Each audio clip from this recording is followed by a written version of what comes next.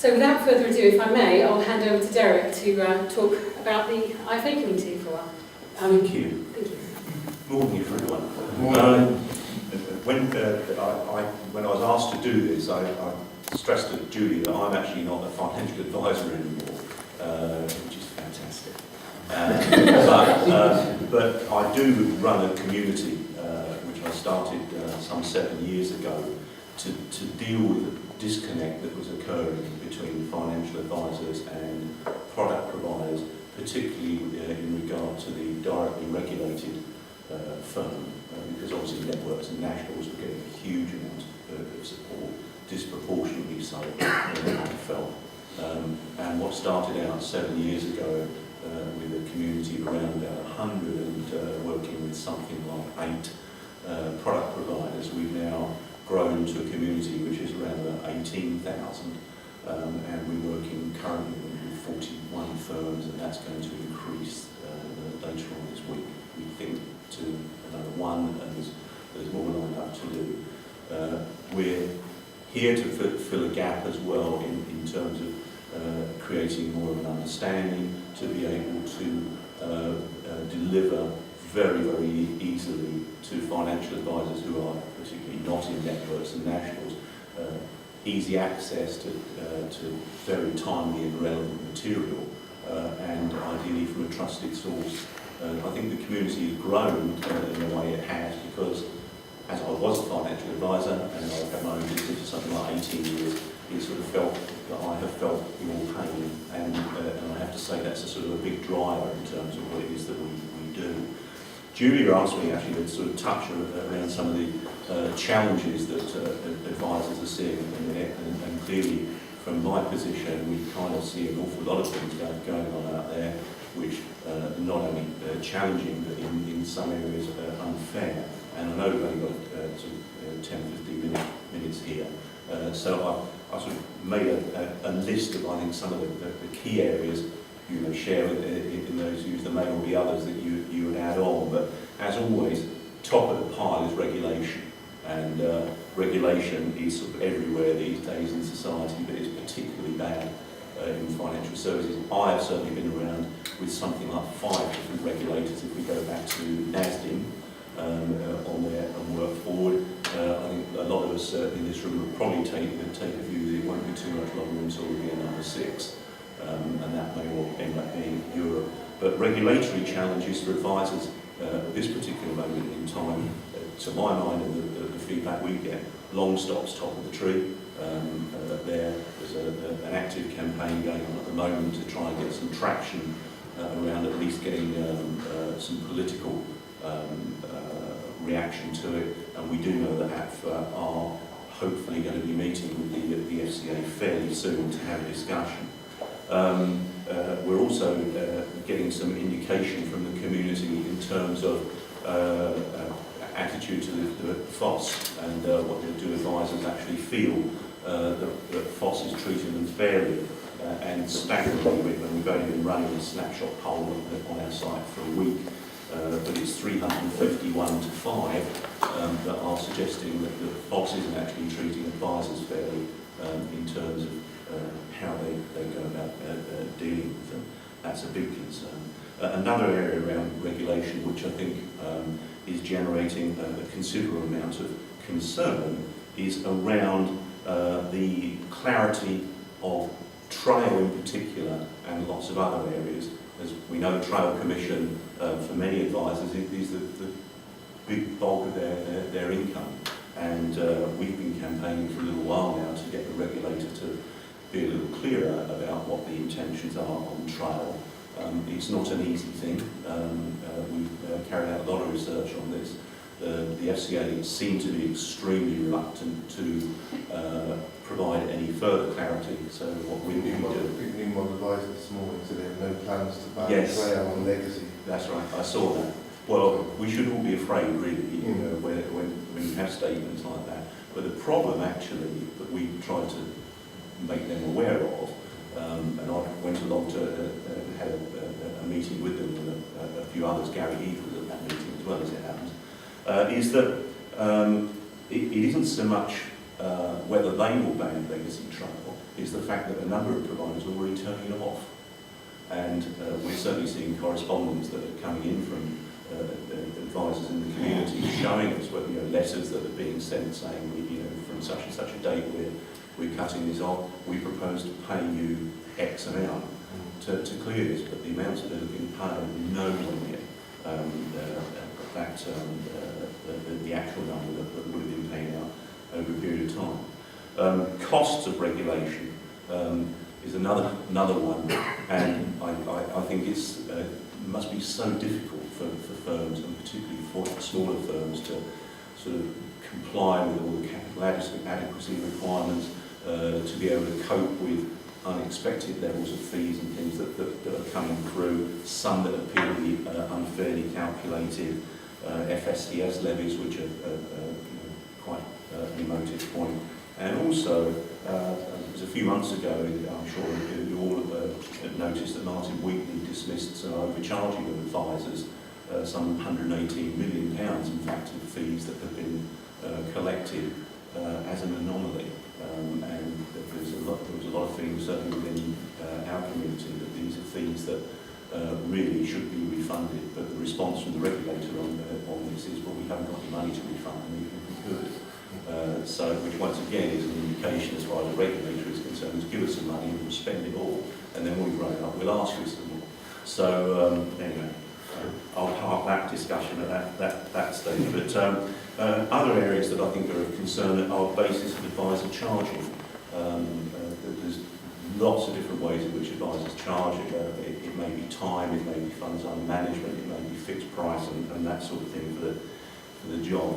In my view, and from what we're seeing out there in the marketplace, I think Martin Wheatley's longer-term view is that certainly a percentage of funds under management as fees is not going to stick around for a very long time if he doesn't have anything to do with it. I think the feeling is that that's in his mind.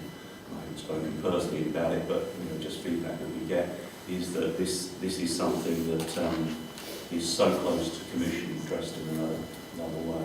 And I think if advisors are looking to move to be more professional, to be seen to be more professional, and going down the route of exams and all this sort of thing, then clearly professions charge normally on hourly rates or fees for the job. And I think advisors should keep an eye out for that. Another area actually that we see around the trail aspect is the ultimate outcome of trail going. And we touched on this at the moment. The FCA doesn't have any idea to remove it, but we would urge people to think very, very, very logically about this, because over the last few months we've seen the inducements paper published, which is having a considerable effect on networks and nationals in particular.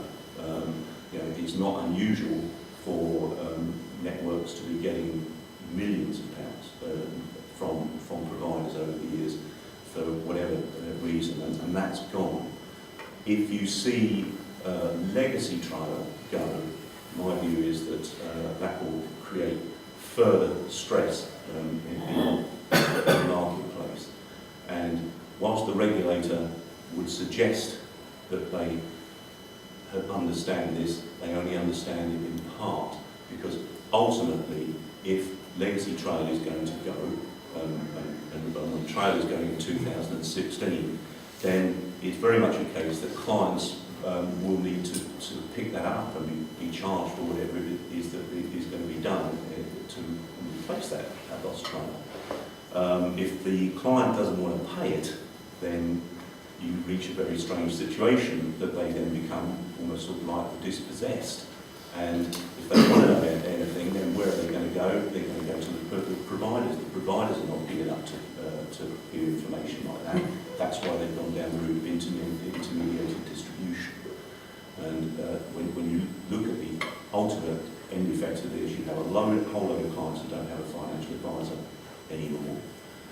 That has probably come about because the trail has been removed either by the 2016 deadline or by legacy trail, because it only takes one or two larger providers to start doing this and it will become a snowball. That the income flows that are coming in, particularly to networks, will become more and more under pressure. And it will not be too long, I think, until you may, if that happens, that you're likely to see some very, very severe pressures. And ultimately firms going out of business because they're not getting the income flow will result in more burden on the FSCS. There's more people, or fewer people to pay the FSCS levies. There's fewer people to pay the regulatory fees, and this almost becomes an industry, as I mentioned a bit earlier, that ends up eating itself. And we're really, really concerned that the regulator isn't aware of this. It's a classic consequence or unintended consequence.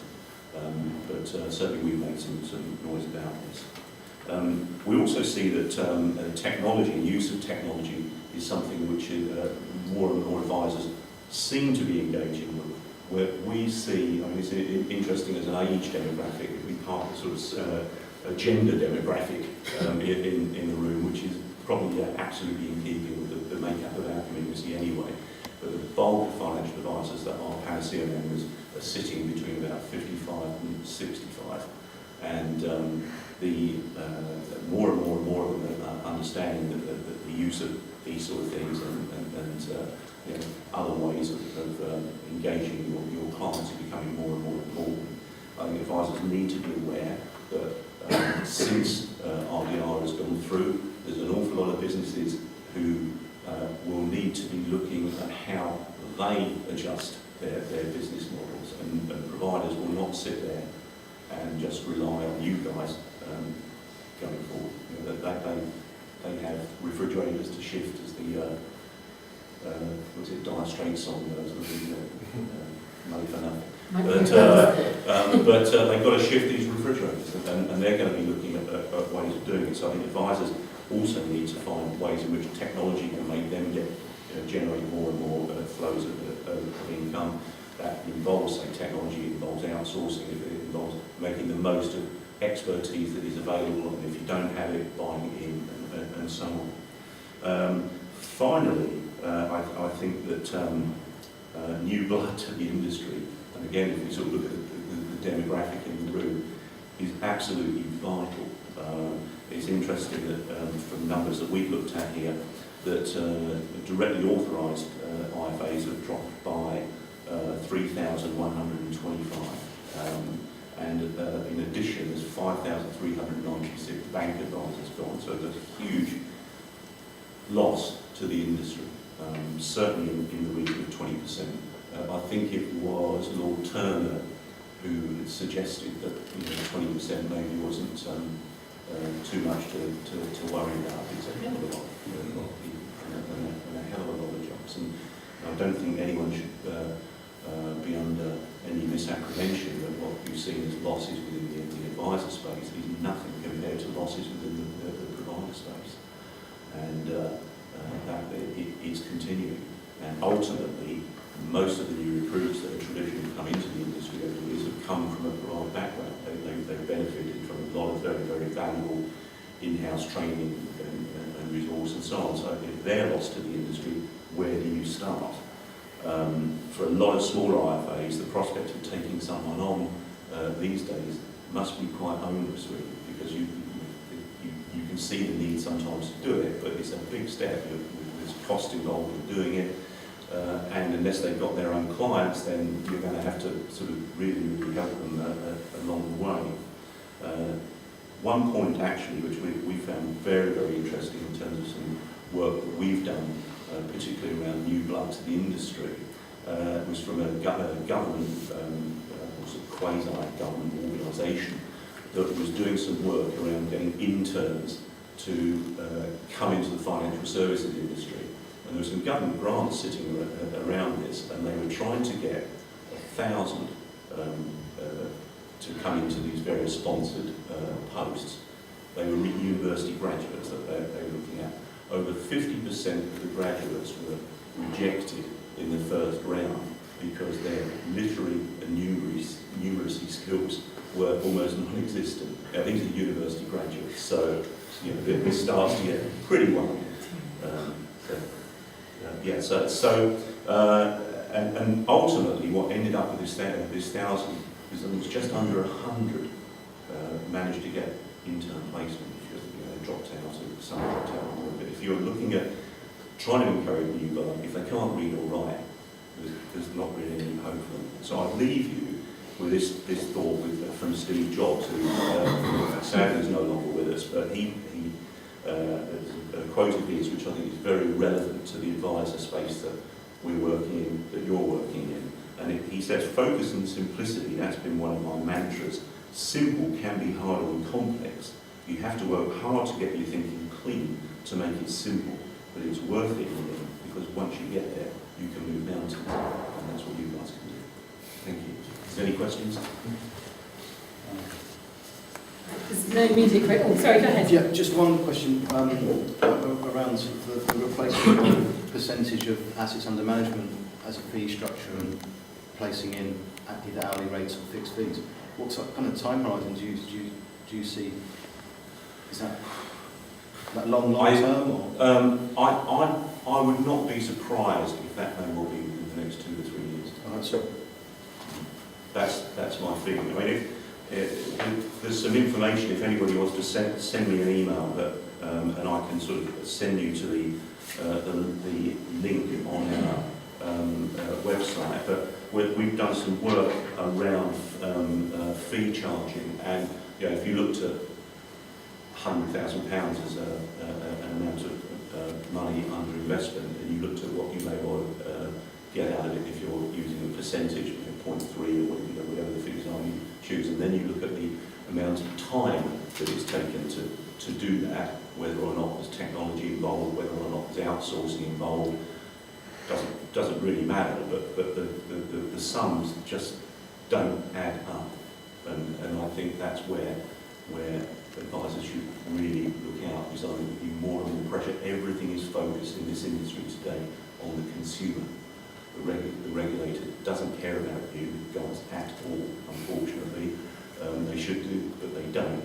And the thing is, if the advisors are going to get any traction anywhere about whether it's charging or long stop or anything like that, the way forward is to turn this round to what is in the best interest of consumers. And at the end of the day, they're the people that pay the invoices, and quite rightly so.